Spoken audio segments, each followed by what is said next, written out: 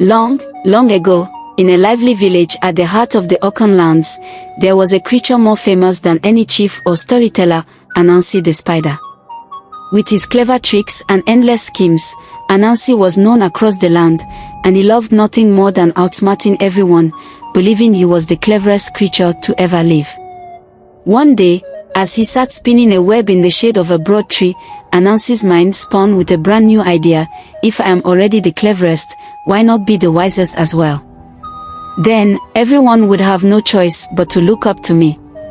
So, he hatched a plan to gather all the wisdom in the world and keep it for himself. Anansi set off, traveling from the river to the forest, to the mountain and back, speaking to anyone who held wisdom. He went to the village elders and learned ancient secrets, listened to bird songs to learn their messages, and even studied the way plants grew toward the sun.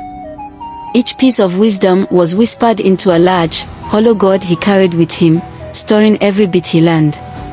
Over time, the gourd grew heavy with knowledge, but Anansi was proud of his achievement, knowing that soon all the wisdom would belong only to him. Yet as Anansi walked through the village carrying his heavy gourd, a few villagers noticed and whispered, "What is Anansi up to now?"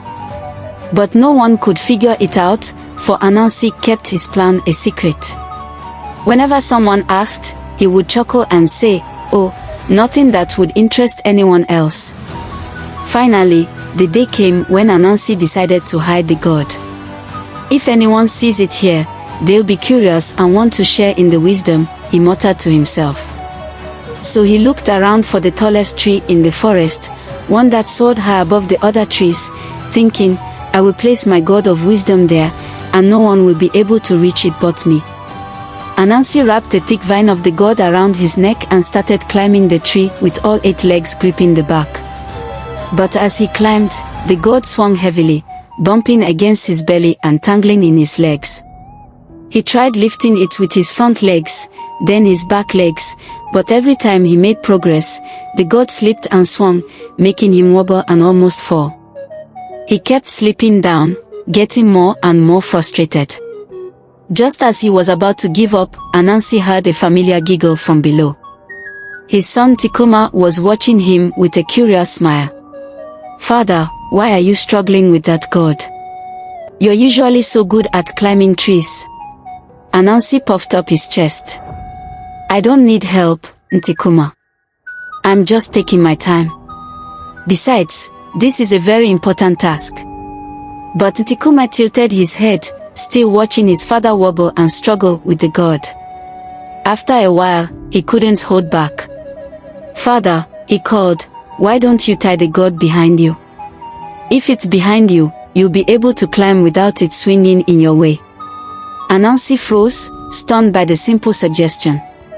His pride prickled as he realized his own son had come up with a solution he hadn't even considered. "This boy has outwitted me," he muttered, embarrassed. But he couldn't deny it was a good idea. Swallowing his pride, Anansi quickly untied the vine and fastened the gourd behind him, so it rested against his back. With ease, Anansi climbed to the top of the tree, feeling both relieved and embarrassed. Once he reached the highest branch, he looked out over the land and saw the whole world stretching before him. He felt powerful, having reached such heights with all the wisdom in the world strapped to his back. But a new thought started to grow in his mind as he looked down at Tuma far below. Anansi began to wonder, if my own son, so young, could teach me something, then perhaps there's more wisdom in sharing what I have learned than in hiding it away. If I keep all the wisdom to myself, who will I ever teach or learn from? Anansi realized, in that moment, that knowledge grows and thrives when shared with others. With a deep sigh, Anansi decided he would let go of his plan. He untied the vine and carefully tipped the gourd of wisdom, letting it pour out from the high branch. The wind caught each bit of wisdom, carrying it out in all directions. It drifted to the village below, to the animals in the forest, to the birds in the trees, and to the plants in the fields. All the creatures of the world began to feel new wisdom, and Anansi watched as knowledge scattered and filled every corner of the land.